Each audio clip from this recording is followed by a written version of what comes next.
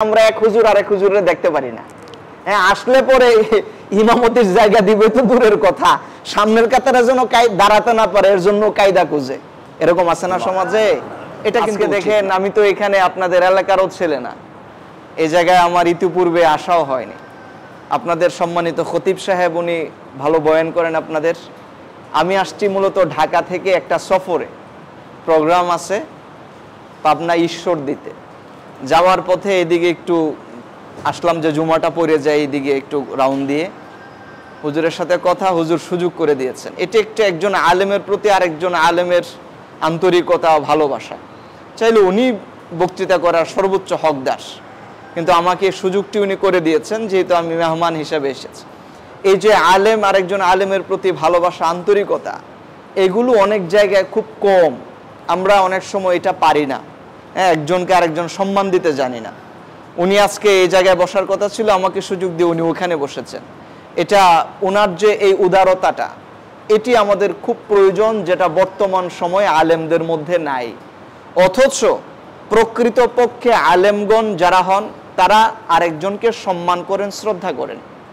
আপনারা জানেন ইমাম মাহদি আলাইহিস সালাম যখন আসবেন, হ্যাঁ, ইমাম মাহদি আলাইহিস সালাতু ওয়াস সালাম আসার পরে ওনার যুগে কিন্তু ঈসা আলাইহিস সালাতু ওয়াস সালামকে আল্লাহ পাঠাবেন।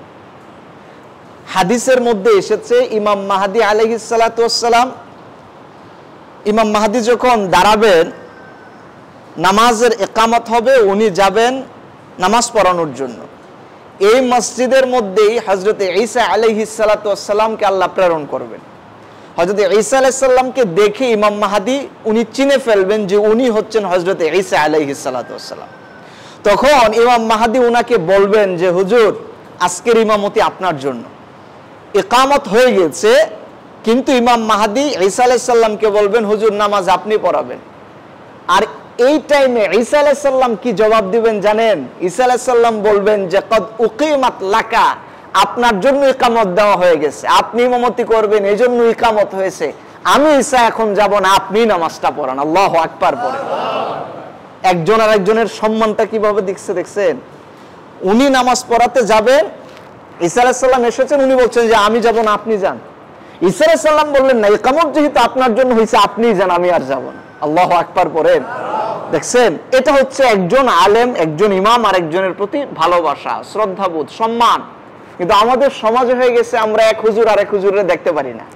হ্যাঁ, আসলে পরে ইমামতির জায়গা দিবে তো দূরের কথা, সামনের কাতারে যেন দাঁড়াতে না পারে এর জন্য কায়দা খুঁজে, এরকম আছে না সমাজে।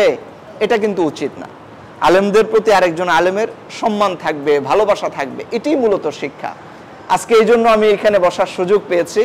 এজন্য প্রথম আপনাদের ইমাম সাহেবকে আমার আন্তরিক ধন্যবাদ, সাথে আপনাদের মুসল্লিদেরকেও। আপনারা খুবই আন্তরিকতার সাথে এখানে আলোচনা শুনছেন, শুকরিয়া।